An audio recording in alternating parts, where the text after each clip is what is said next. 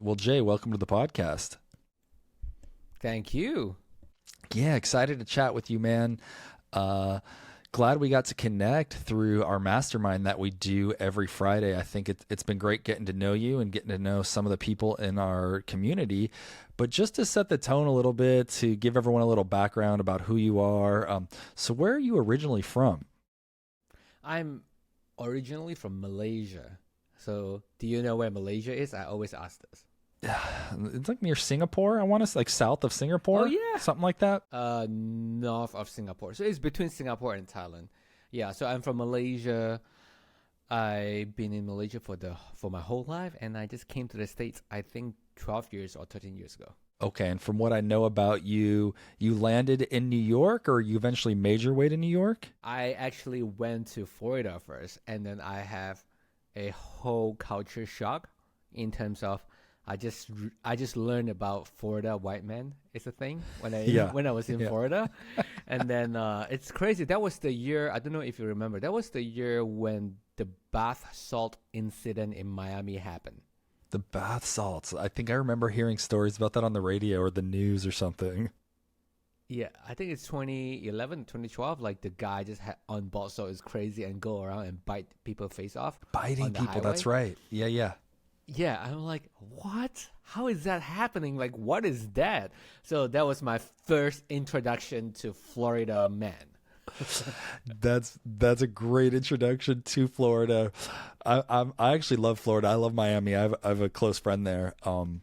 Okay, so then where did you learn audio? Were you already doing some of that in Malaysia? I know you went to Full Sail. Was that there or here in the US? Yeah, so in Malaysia, I went to School of Audio Engineering (SAE) in Malaysia. Oh, I went there SAE, first. that's what it is. Yep, but in my first semester, I'm like, hey, I felt like I shouldn't just be going to school. I should be interning while going to school at the same time. So I reached out to I used to play guitar. I used to take guitar lessons. I reached out to my guitar instructor, like, hey, do you know anyone work in the industry? You're teaching guitar. I assume you're connected. So he connected me to his brother that run a studio in Malaysia. That I was 18 then. So I started interning and then go to school at the same time, which is great because all we do, a lot of stuff is hands-on. Yeah, you know about theory, but the thing is theory only, you know, bring you so far. You can only make it so far with theory. So it's all about hands-on and also muscle memory. The more you do, the more you remember. And then, and then I started dating a girl and then she gave me an ultimatum. So she's going to I think Ohio for school, and then she gave me an ultimatum. She's like, if you don't go to US, we're gonna break up. So I have to find a way to go to US. Oh no. So isn't that a great story? I did it out of love. And then yeah, so I'm like, okay, I'm looking around. I'm like, there was Berkeley. It's crazy expensive. Oh, it's There hard to get was into. Yeah. I guess, yeah. And then there was Ithaca. There was a school in Ithaca, but I can't remember what school is called. What is it called? And then there was a guitar institute, and then there was a school in Minnesota, and then eventually I landed on Full Sail because um, there was there was an alumni from Full Sail is Malaysian as well. I think his name is Phil Tan. I believe is a Grammy winner and he's Malaysian. I'm like, okay, he went to this school, it must be great. So that's why I went to Florida. And then once I get to Florida, I broke up with my then girlfriend. Well, it got you to where you needed to be, I guess, right? I just need that stepping stone, right? I just need the motivations. It's so funny, yeah, like the little things in life that like get us to where we are. And at the time, it might be confusing or you might have like thoughts about it, but then you look back and you're like, oh, well, if that never happened, I wouldn't be here now. So you went to SAE and Full Sail. So the time you got to Florida, you already had some experience, right? Like you I already, do. I yeah. do. So I think I graduated from SAE, and then by the time I went to Full Sail, I pretty much know all the basic. So the thing is, like, you can't really transfer credit between Malaysia and US. Depends on the school. Full Sail is not a conversa- traditional school. Yeah. We have and also we have class from 9 p.m. to 5 a.m. That's just how Full Sail is, and then we only take a year to finish the school. But so I already know a lot of the basic, and then coming from Malaysia, we are pretty good at math. So I just have to go there and test out all the math. So I don't have to take a lot of classes, but all the audio engineering, recording arts classes I still have to take. But one thing Full Sail great is because Malaysia is sort of behind in every way, because like there was no internet was okay then, wasn't like as fast, and technology wasn't as fast.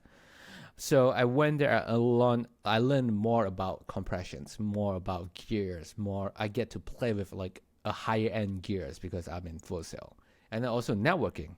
I met so many people. I learned so many more techniques in Full Sail. Yeah, I think the hands-on thing is key, like you were saying, because you can read all about it, but then, to actually get your hands on the gear and the muscle memory you mentioned, which is also huge, especially for like editing and chopping and getting quick with the hotkeys. That's key. So, okay, so did you graduate valedictorian? Did I read that right? Yeah. Yeah. Where do you read it? I feel on your LinkedIn. I don't know if I put it anywhere. Oh, LinkedIn. Yeah, I graduated.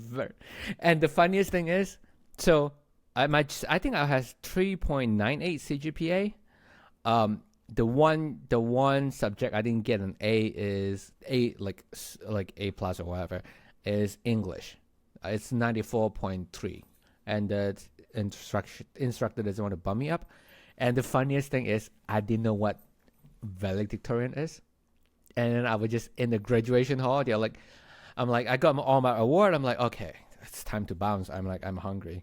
And then they're like, valedictorian, Jay Yow. I'm like, what? Am I getting into trouble or whatever? And then I went up there and then I shook hands. I came down and asked my sister, oh, what is this? She's like, oh, you got a valedictorian. That's great. I'm like, what does that mean? And then she's like, you're valedictorian and you have no idea what does that mean. I'm like, yeah. Then she has to explain to me, like, oh, yeah, the best person in class or whatever. I'm like, yeah, the top. That's impressive, man. The top of your class. The funny thing is, you didn't even know you were just crushing it. Like you were just doing the best that you could and reaching the top like that. Okay, so you graduate, you're crushing it. And the goal still, and we'll get into your podcasting journey, but at this point, it's all music focused, right? Like you want to be a mix engineer, recording engineer for artists, right? Yeah, my goal was to win a Grammy. To win a Grammy one day, I'm like, in 5 years, I'm going to win a Grammy. And now it seems like further and further away because I'm in podcasting now. Funny enough, I knew a podcast audio engineer who does work like us. He won a Grammy because he recorded audio for was it a Grammy? I think it was a Grammy.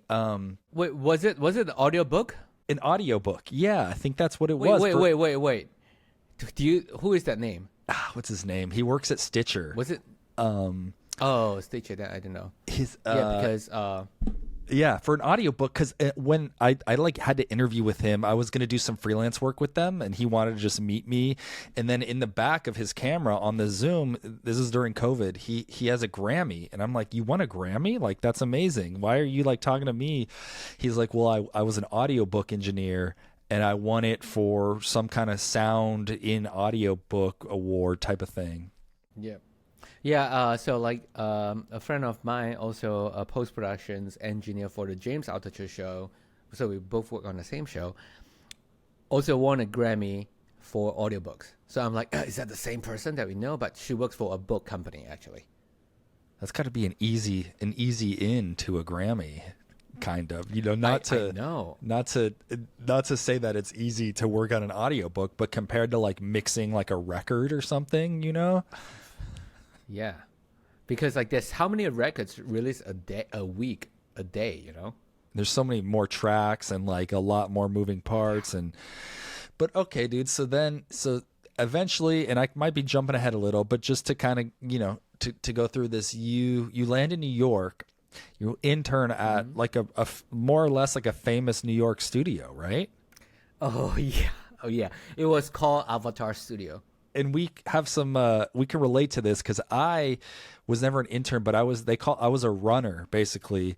And so I would have to, they make it seem like you're going to get experience like on the board, like working, but really you just go run errands for like the artist. Like if the artist, he's booked the session all day, he wants lunch, you go get lunch. When the evening comes, they want alcohol, you go get the alcohol, and you basically just run around town for them. Yeah, and it's very and I specific. never got experience. So, yeah, so and it's very specific too. Like if they want a specific brand of alcohol that you can only get it 1,000 blocks away, you have to travel 1,000 blocks, get it, and get back in time before the session start, which is crazy. And like you say, you didn't get experience because in the studio, Avatar Studio, Avatar Studio got sold to Berkeley. It's called Power Station at Berkeley. Berkeley School of Music. Yep. They didn't get sold to Berkeley. Sorry, they sold to some patron, and the patron of Berkeley is like, hey, you can use this facility for your school. So what happened is Avatar then, as you know, so this is in 2013, 2014. So I would say pre-2016, a lot of the studio are very traditional. They have a hierarchy. You have an intern, right? And then you have I think they call GM, general manager. And then you have assistant engineer, and then you have engineer, and then you have head engineer, right? So intern, you do the most basic stuff. You run errand, you run everything. You have to get into the studio at 8 a.m., go floor by floor, clean everything, clean the toilet, make coffee.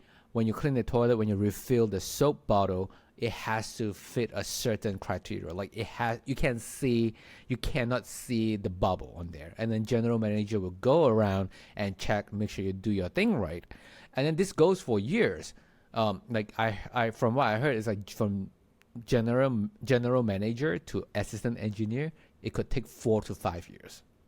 And you might not get any experience during the time. They kind of sell it to you like the engineers will take you under their wing and kind of show you things. But in my experience, that didn't happen, or maybe I needed to like stay after hours and try to do that. But same thing. And we had a joke about this a couple weeks ago. But in the studio I worked at, coffee was a big thing. As soon as the coffee pot is half gone, you refill, you dump it out, you waste it, refill it, because it's always got to look full and it's always got to be hot. Yeah, and also like, let's say if you make coffee 8 in the morning, by 12 o'clock you have to check. Even like in my Avatar studio back then, even though when it's like full, you still have to toss it out and then make a brand new one. But yeah, so on that note, I think a couple weeks in, I got fired. I don't know if you heard. I didn't hear the story. So you got I think I did hear your story. Yeah, on Dylan's podcast, on Digital Podcaster. Yeah, I got fired. So there are a couple things I think why I got fired. It might or might not be true. One thing, I think I was way too eager and way too happy. So when I went to that studio, everyone looks like a zombie. I think there's only one general manager or assistant engineer actually treat me pretty well. Other than that, everyone's like miserable. Everyone's like not enough sleep. Everyone's like a zombie and this and that. And I'm like, yeah, let's start the day. Let's do it. And then I make jokes. And I don't think they like that very much. And then secondly, I don't think the secretary liked me as much. So what happened is we have to, like a runner, right? We have to go run to get groceries. So we get the money, and then we go get groceries. We take the change. We get back and the receipt. We go back to secretary, like, hey, this is the change and this is the amount. So she was on the phone with someone. I don't know what she's on the phone for.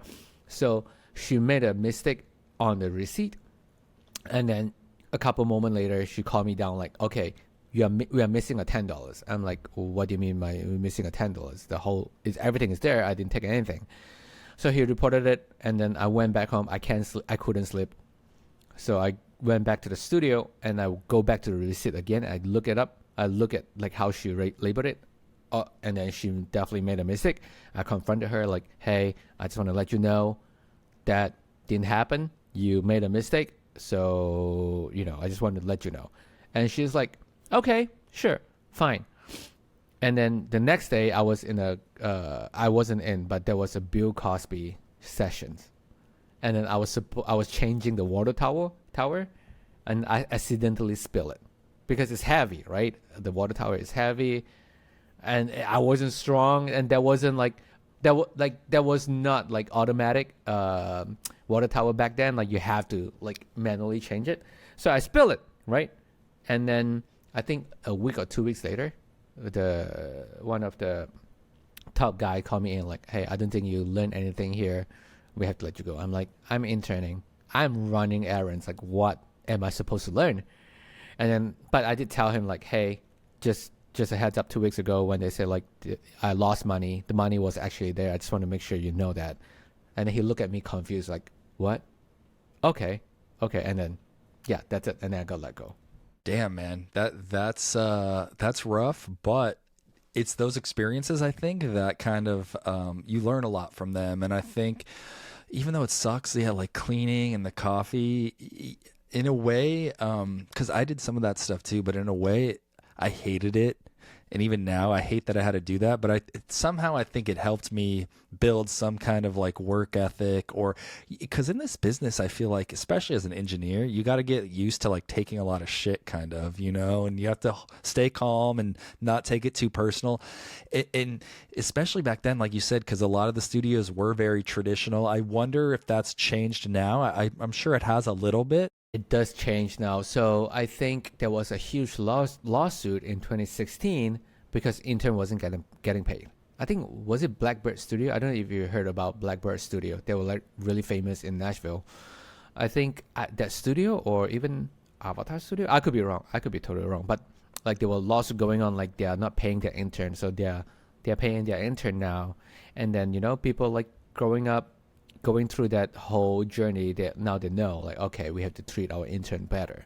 So the whole hierarchy has changed a little bit, for the better or worse. I think there's pros and cons. Like you said, like cleaning, making sure everything is nice, sort of keep you on the toe, right? Keep you on toe. Like, okay, I need to pay attention to details. I need to anticipate what's coming next. I need to be very quick because studio is expensive. $125 an hour. You don't want to waste time, and also like your client. So your client loves you because you save them money. It's not because you'll spend a ton of money. You spend a ton of time doing one thing.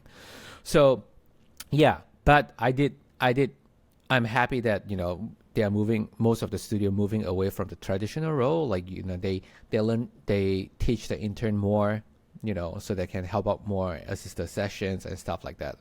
So yeah. And that's the music world too. But with podcasting, I've found that it's always been like a positive environment, and we'll get into some of that. One thing I wanted to say about like the music studio thing. It's interesting how much like customer service skills go into like working at a studio and being an engineer, because obviously, yeah, you have to know the Pro Tools and the outboard equipment and all that, but what they don't tell you is that like how much, yeah, like I mentioned, you have to take shit from people, but also how you have to like juggle all these different personalities that are in the room, and you never know what you're gonna get, and everyone treats you differently, and you have to know how to talk to people, and like you said, they're spending a lot of money, so there can be a lot of pressure. Yeah, I've been. I'll tell you a quick story. So I want to get into your voiceover work, because I used to record voiceover also, which I loved. I loved that world. Too, yeah. But I was at, it's because it's easy. I worked at a studio here in Burbank, and we were recording something for Food Network. It was like one of these food shows, but the host of the show, he would record voiceover over the video. But the clients at Food Network, they didn't like the way that he sounded. And so they wanted to try him with all these different microphones, like a couple different lavaliers and then a couple different microphones. And so we had to record like all 6 tracks at once, and they were going to pick which mic his voice sounded best on. But then I was in the session, and I forgot to like I only ended up recording one of the mics and not the other mics, and basically the owner of the studio basically cussed me out, and he was like, what the fuck were you doing, blah blah blah. And so while I loved like the voiceover world, I have had some experiences like that where I never got fired, but yeah, it's interesting.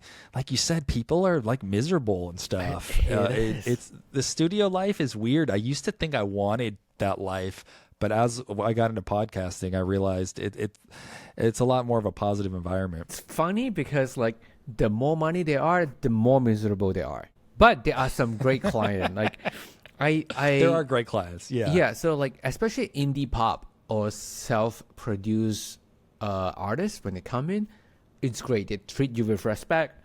They will ask your opinion. I'm like, this is amazing. Like do you know Indigo Girls? Indigo Girls. They were like, no. Oh, the Indigo Girls. Yeah. So my mentor. So also like I just want to make a point, like it's always good to have a mentor. I'm very lucky and appreciate that this engineer named Ryan Kelly, he took me under his wing, even though he's a year younger than me. He's like my brother now, my big brother now. And he mentored me everything. He will hire me as an assistant for sessions. And the one with Emily Sailors from Indigo Girls, it's great. Everyone is so respectful, from the client, the music director, down to the musicians. Everyone is so respectful. So I get to meet great musicians. Will Calhoun from Living Colors. I don't know if you know the band Living Colors. Yeah, so Living Colors was they have like a song called Cult of Personality or something like that.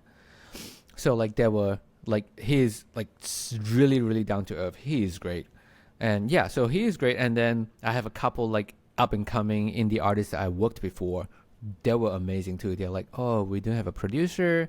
I just want to come in and record this song. And then I give a couple notes. They're like, hey, can you produce a song for me then? I'm like, sure. So I get to produce some of their song. Yeah, they were great. But then, you have like, I'm not going to name names, but like I work with one of the big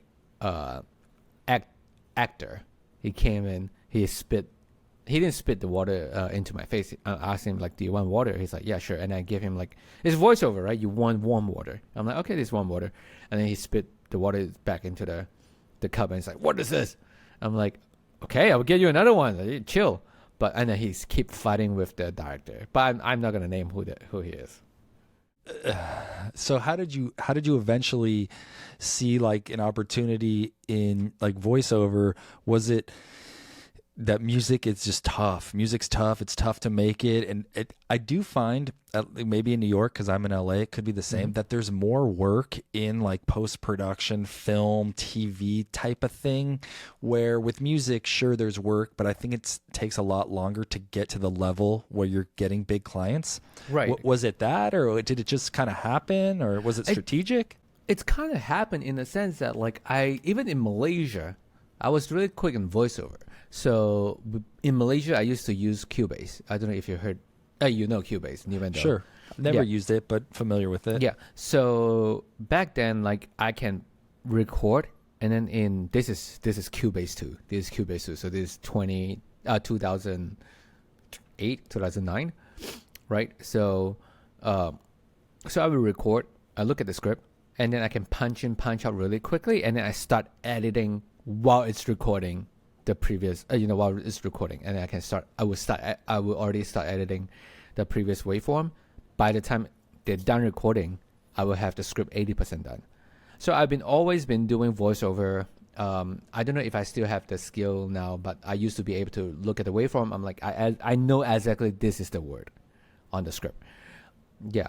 So, and then I went to this studio, after I got fired from Avatar Studio. I went to Sweet Sound Studio. It's a great studio. That's where I met my mentor, Ryan Kelly, and a bunch of other friends. Josh Junta, who recently just won a Grammy and had a baby. But I was there.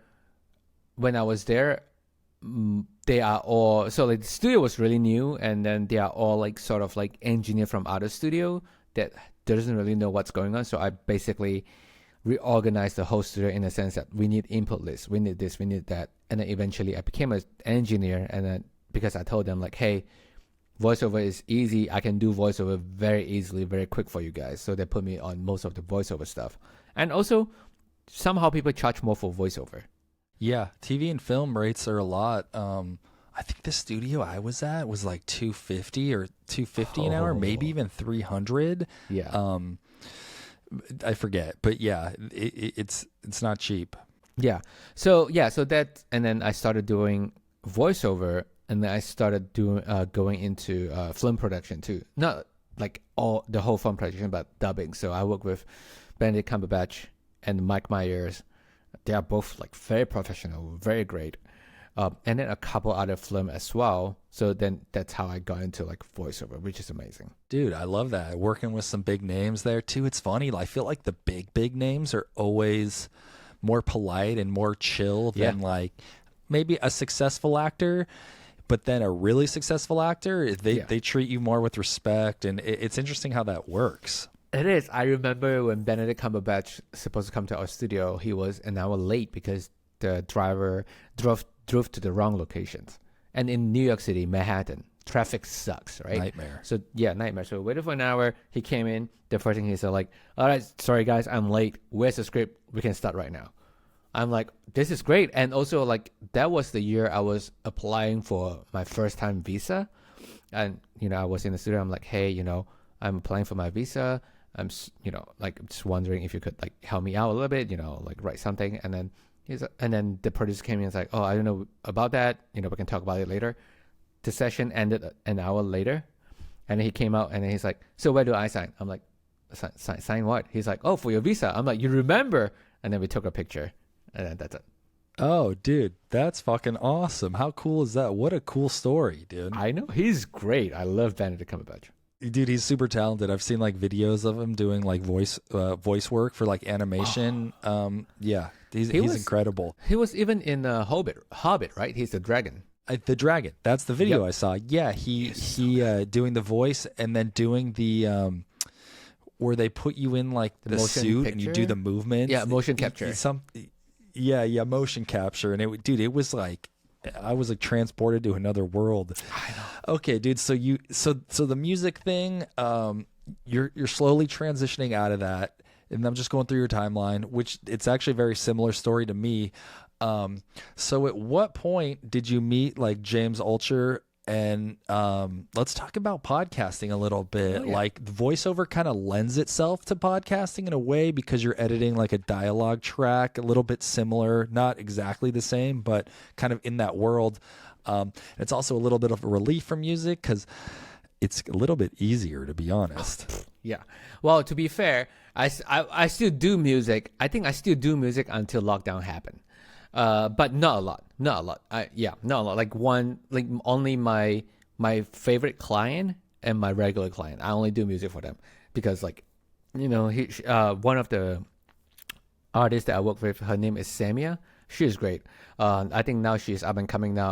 I can easily see she win Grammy at some point. But yeah. So I gotta say, like, when I get into podcasting, I made a ton of mistakes. It's like I'm not like because it's not like I know podcasts right away, know the right mic, know whatever.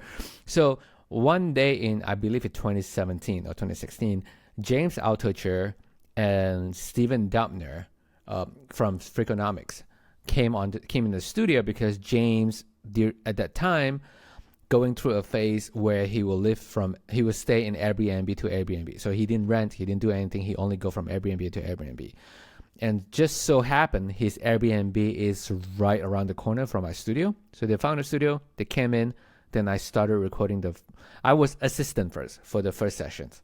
And then they came in the second sessions, they are like, okay, now we need an engineer because the engineer they came with then was actually a freelance engineer. So he has a full-time job. He can't do anything full-time. So I was put into sessions. I'm like, podcasting, voice, how hard is it? I'm just going to put up two U87, go through a 1073, make it sound amazing. Saturations, just like music, right? And then I recorded the first episodes. I'm like, this sucks. This sounds so dirty. Like, like you Those can bleed hear, probably the between bleed everything. between everything. They are wearing bling bling. So like every time they move, the shirt will get picked up. And then the room is not a big room. They're like, we have like table. I'm like, this suck. This freaking sucks. Why does this sound so bad? U87, everyone know it's a great microphone, legendary microphone. Why does this suck? Yeah. Classic. Only like a couple session, and then I'm like, okay, maybe it's a microphone. I'm gonna use way better microphone. Were they like this sounds bad? No, they don't know. So it's all in my mind. They didn't complain about anything, but it's all in my mind because I always chasing that perfect sound as an engineer, right? Like I every session, even though it's perfect in clients' eyes, I'm like, what can I do better? Why does it sound so weird? This sucks. So, and then I'm like, it must be the microphone. It must be my microphone. And then I'm like, also voiceover, maybe I need it to be cleaner. I'm like, okay, we have a more expensive microphone, $10,000 microphone, M149. No, but put it up there.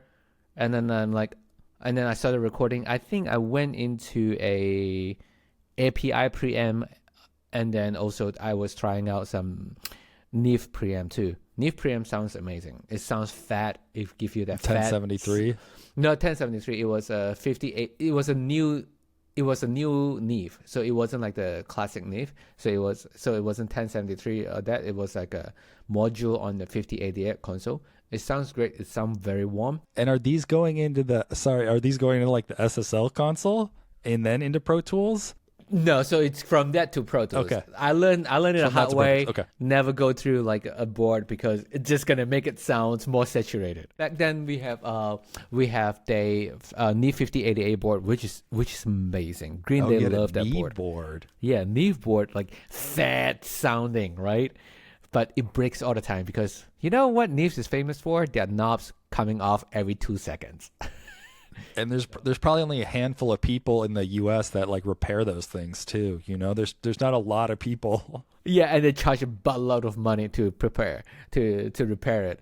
I'm like, the knobs come off every 2 seconds. I think it made the room so hot because the preamp, everything produced heat, right? So the whole room is constantly hot, even though we have AC. So I'm like, this sounds great, sounds amazing, but it still sounds very noisy. Every time they move, I can see every movement. Every time they rub their hand, I can hear that. I'm like, this sucks. And then, I started researching, was talking to people, and then I found out, okay, we don't have an RE20. We only have one RE20, but recording podcasting, I always want symmetrical microphone. I want the same microphone for everyone, right? So I'm like, okay, but we have two SM7. I'm just going to try two SM7. And then I tried the M241 first. So apparently Sennheiser M241 was like the great traditional classic broadcasting microphone. But when they use it, I'm like, this sounds bad. It just sounds very MIDI, no low end. And then try SM7. I'm like, this sounds amazing. So from that point on, I started using SM7 without the club lifter first. And then I start working for my friend Rozan. He has a studio in Brooklyn. Now he's back in Malaysia, and he told me about cloud lifter. I'm like, ooh, what is this? This is great. He's like, yeah, cloud lifter. If you use it with Reba microphone or SM7, it sounds amazing. So I got I borrow one of them and I put it and I use it for podcasting, and I'm like, this blew my mind. So this is going to be my setup now. SM7B, cloud lifter, and any other preamp that I can find. I love that. I love the trial and error, and that became like the go-to mic, which of course we know a ton of people use that mic now. So at what point did James like bring you on the show full time? Had you done a lot of other podcasts after that, or did you became his go-to guy, right? Yeah. So what happened is, so in that same time, TIDAL. So actually, roll back a little bit. I worked with Miss Info. Her name is Minya. Miss Info was a celebrity interviewer in hip hop industry. So she is like well connected. She knows ton of people with along with Angie Martinez. So I worked with her on a project by TuneIn Radio. TuneIn Radio is also another radio been around for forever. I think they started around the same time as SiriusXM. I could be wrong, but they didn't get as big as SiriusXM. So I worked with Miss Info on TuneIn Radio. What she do is it's a recorded voice for playlist. So every time a song ends, she will like, okay, now this song is ending, blah blah blah. That song's coming on, blah blah blah. So it's like a programmed radio show. Apple has some like Beats Radio, and there's like DJs, but it's like all pre-done, and then they just talk. Oh, and now this song is so and so, and they'll tell like a little story or whatever. Yep. So I worked with her on that for a year or two, and then we grow like closer, and I'm like, this is great. And then she brought me on for one of her first podcasts with Angie Martinez. So Angie Martinez worked for.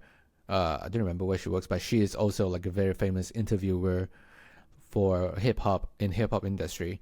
She brought me on to work on a project for TIDAL. TIDAL is a streaming platform like Spotify and Apple, but sounds way better. And also, owned by Jay-Z, now by Jack Dorsey, and Square. Yep. So they brought me on for TIDAL, and I work with TIDAL, and then they brought me on for a couple other shows, for Rough Draft, where I recorded this. You'll find this funny, where I recorded. Do you remember the band Thursday?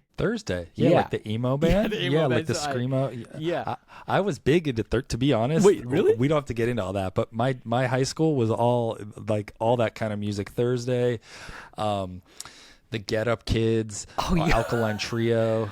Right. Oh yeah. It was that era, Yeah. So the first episode of Rough Draft was with Jeff. I think Jeff is his name from Thursday. His name's Jeff. Yep. Yeah. So the whole premise is they record and talk about their first ever written song. That's why it's called Rough Draft. Their first ever written song. So it's funny. So Jeff from Thursday, and then Chris from Dashboard Confessional. I love Dashboard, yeah. At the time, dude. Dashboard Confessional, yeah. Was huge at the time. I know. I don't know if they're still around now, but he's still around. Yeah, he so still that tours, was huge dude. back then. He still tours. Oh man, yeah. I didn't know. His new anyway. Yeah, but he's still around. Okay, yeah. So Dashboard Confessional, and then a couple of other bands like Kimbra. And then something train. I can't remember something train. Asylum. Oh, Soul Asylum. Soul Asylum. Yeah, Soul Asylum. We recorded that at the new version of Avatar because I'm like, oh, look at me. I'm big timer now. I bring my client to you now. So, and then apparently Soul Asylum recorded a couple records in the Avatar studio. But when I went back, it was already Power Station. So I bring him in, and then the manager came down and greet us. I'm like, this is Soul Asylum. He's like, oh shit, Soul Asylum. And then Soul Asylum sat in like Studio A where he recorded his band back then. He's like, yeah, this bring back memory. I'm like, this is amazing. This is great. So yeah, unfortunately the show got shut down like a couple episodes in because they're like, okay, it doesn't seem like this make money, doesn't seem like get any viewer. And then I went on and recorded other couple show for TIDAL. One of them is Rap Radar podcast, which is huge about rap. So that I recorded Wale, I recorded Janelle Monáe, Young Guru, like all the big hip hop artists, Rick Ross. Young Guru is Jay-Z's engineer, yeah. And he is great. He's so smart. And Knife Wonder, I actually mixed the episode with Snoop Dogg. They recorded in Snoop Dogg place, and then they try to put all of them together themselves. But they're like, this is so weird because I think the recording engineer recorded stuff too low, or they're too far from the microphone. So they bring it to me. I remix it, I make it better, and then send it back to them. So yeah, Snoop Dogg, and Rick Ross, Wale, and then DJ Khaled for Rap Radar as well. So by the time lockdown happened, when they reach out to me is when they have audio issues, where they're like, oh, this microphone wasn't picked up. Something happened. Can you do something about it? I'm like, sure, I will make it sound better. And then, and then eventually they found their own production team, and then their production team did an amazing job. So they didn't really reach out to me anymore, only once in a while. And then, on that note, TIDAL also have another show called Inside My DNA. And I recorded, can't remember what's her name, but also one of the person that I recorded that I really like is Leah Salonga. So Leah Salonga is the voice for, was it not Little Mermaid, Jasmine from Aladdin. Yep. So she done a ton of musicals. She is great. She's really down to earth. She's Filipino. Yeah. So that and then was it John Baldwin or Jay Baldwin, another big Hispanic artist? Yeah. So recorded that too. Wyclef John, also recorded Wyclef John. That was a location recording, so I was lugging around my preamp on my audio interface, a whole rack, and then bring it in and then set up everything.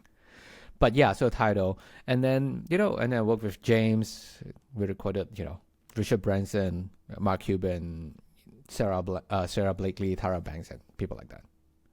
Dude, yeah, it is fun. That's amazing. So yeah, so just being a part of that studio, and by chance, like James comes in to record like a podcast one day, and you learned, and then that somehow led you to like these shows that were on TIDAL, just getting more and more experience, getting comfortable working with like big name talent in the room, and dude, that sounds like a great time, and that's really impressive.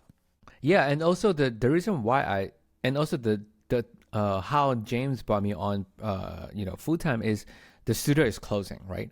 And then I'm like, shit, I'm gonna lose all this client. I'm not gonna have any job. And then I'm like, all right, this is what I learned from the podcast, because the good thing about working for podcast is you also learn from the host and from the guests, right? So I'm like, okay, I reach out to him like, hey, the studio is closing. I know you jump from studio to studio. I know a ton of studio in New York City.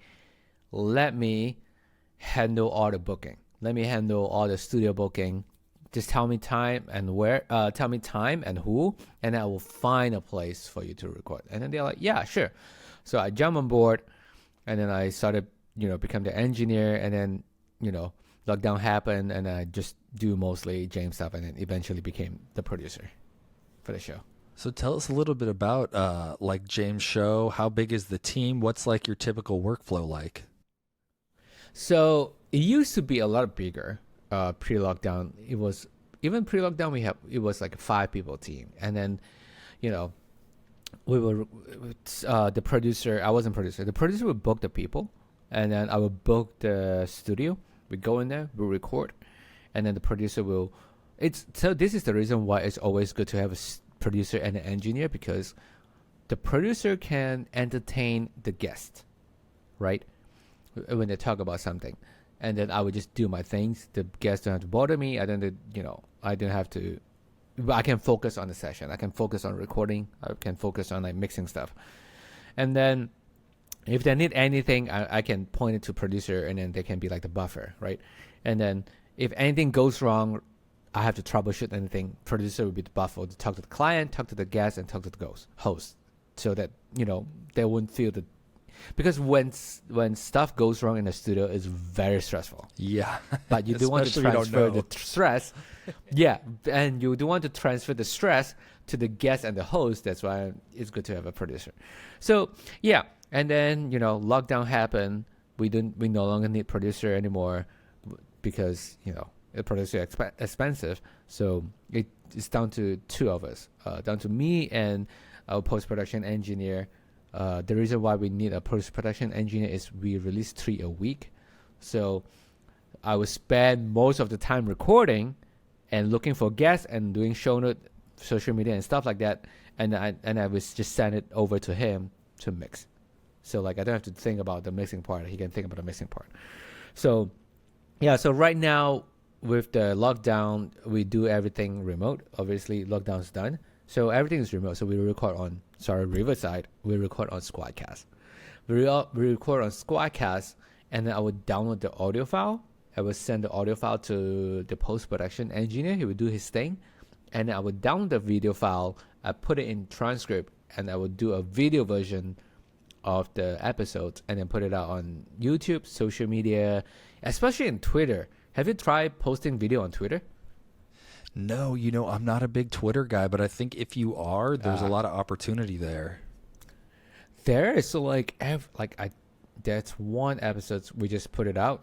You just get like 30,000, 35,000, 40,000 view at this point. I'm like, where does all this view comes from? We don't know. So I think video on Twitter's for podcasts going to be something in the future. Yeah, I think from what I understand, and I could be wrong, but I think Elon lengthened the amount of time, like you could upload a longer video now. Is that my understanding? Yes. So if you are the blue checkmark subscriber, which I am, capitalism, right? So 1080p, you can upload up to 2 hours. And then if you upload 720p, I think you can upload up to 3 or 4 hours. Yeah, so basically a full episode can be on Twitter. Or X now. Yeah. X, yep. Who handles the ad sales? Are you guys part of a network? So we partner with SiriusXM. We are not under their network per se, but we partner with them selling all our ad sales. And so do you are the ads have to get cut in like mid? It's all dynamically inserted. Dynamic inserted. So and it's now I'm experimenting with this format. Is that I want to correlate someone's ad. So if that's ads that's interesting, I'm like, James, I want to read it too.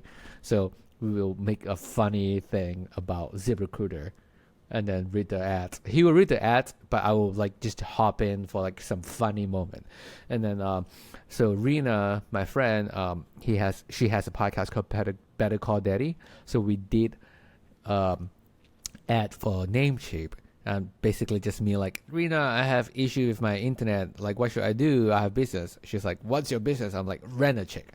So we just jumping on the rent a chick idea to do a campaign for Namecheap. And that was pretty fun. And they loved it. They're like, this is so organic and so much fun. Yeah, that's smart. Because then it's something different from just the host just reading the copy. It makes it more fun. It makes it more just engaging, I think. The advertisers, as long as you're still getting across what they want you to get across, I think that's interesting, because I think that, with podcast ads now, they're so stale. So something like that could be cool. And how often do people just skip the ads, right? So you want to create an ad that people will want to listen and stay. Like if you make it fun and entertaining, they're like, okay, this sounds like part of the podcast. Then they would tune in and stay to engage with the ads. Couple more questions as we're rounding home here. The first one is video versus audio. And I know you don't have to choose one or the other. What are your thoughts on video? Do people need it? Do they not need it? What do you think? Okay. I think it's good to have if you have the bandwidth. I was talking to, especially everything is 4K right now. I just saw Squadcast release hey, we're recording 4K now. So I just make a thread on Twitter do you actually need 4K? Sorry. I was just researching it. So basically less than 50% of the US household has access to fiber optic. So basically if your upload isn't up to between 30 megabits per second to 60 megabits per second, if you're doing 4K for remote recording, you're going to suffer, right? And if you don't have a powerful computer, you try to edit 4K, you're going to suffer. It's going to take you forever. Too. Yeah, huge. You got to spend so much money on hard drives, on internet, on bandwidth, and you render a 2-hour podcast. It's going to take you 3 to 4 hours if you have a slow computer. If you have a powerful computer, yeah, sure, go for it. Knock yourself out. But my stand is it's good to have, but it's not, don't kill yourself over it.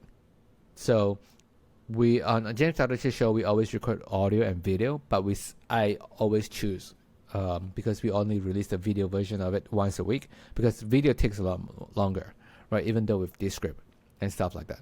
So in Descript, if I if I'm editing for Kodidex, right? I will pull the video in there, and then I will have the master file, and then underneath I will have two compositions. I will have, let's say, episode 4. I will have episode 4 video version, and I have episode 4 audio version.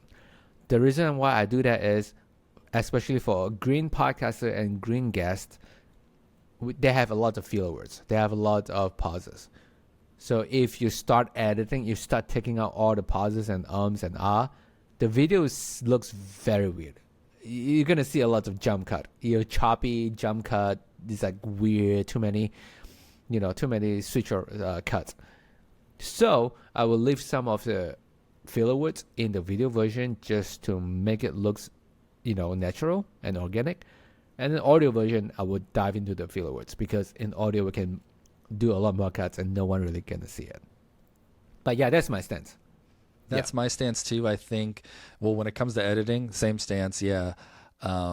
Video a little bit more loosely, the conversation, where audio, I try to do like a tight cleanup. Yeah.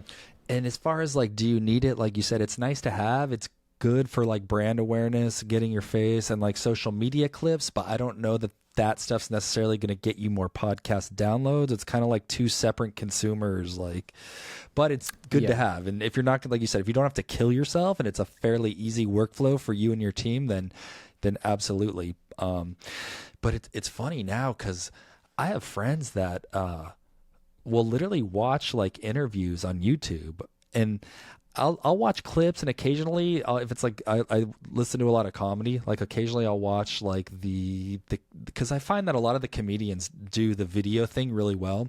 And so I'll watch maybe like a few minutes, but I've never sat there and watched like a full-on YouTube like podcast interview for like 30-40 minutes. I don't know what the appeal of that is, other than growing your YouTube channel, I guess. But I don't know who has the time to do that. Yeah, I don't know too. Like I felt like a lot of time is also, maybe it's easier for them to find it on YouTube, because they're on discoverability. They're in front of the computer anyway, right? They can just play, let it run in the background, and then start doing other work. That could be the case. And then, like you said, I only watch clips. I watch clips on TikTok and Instagram on, Bobby Lee and this and that. It's funny clips, this and that. So, yeah, but I think having a video, it's good for brand awareness in terms of like, okay, this is your view count. The brand's going to be like, okay, we're going to, sponsor you this, blah, blah, blah. Just put this in front of the camera, product placement. But at the same time, like you said, like, you never know how many of that is actual eyeball than just in the background playing. Does James have the YouTube's videos monetized as well? We do, but not a huge amount, because you get paid 3 cents per eyeball, or not per eyeball, sorry, 3 cents per CPM or something like that. And then whereas on podcasts, you can get up to $60 CPM. Well, Jay, appreciate you coming on the show, man. Let our listeners know where they can find you. You can find me on Instagram is JAY_YOW07, or X, also JAY_YOW07. That, like, you can reach out to me if you have any questions. You can always reach out to me there, or follow me there, so I can look better, have more followers and look better.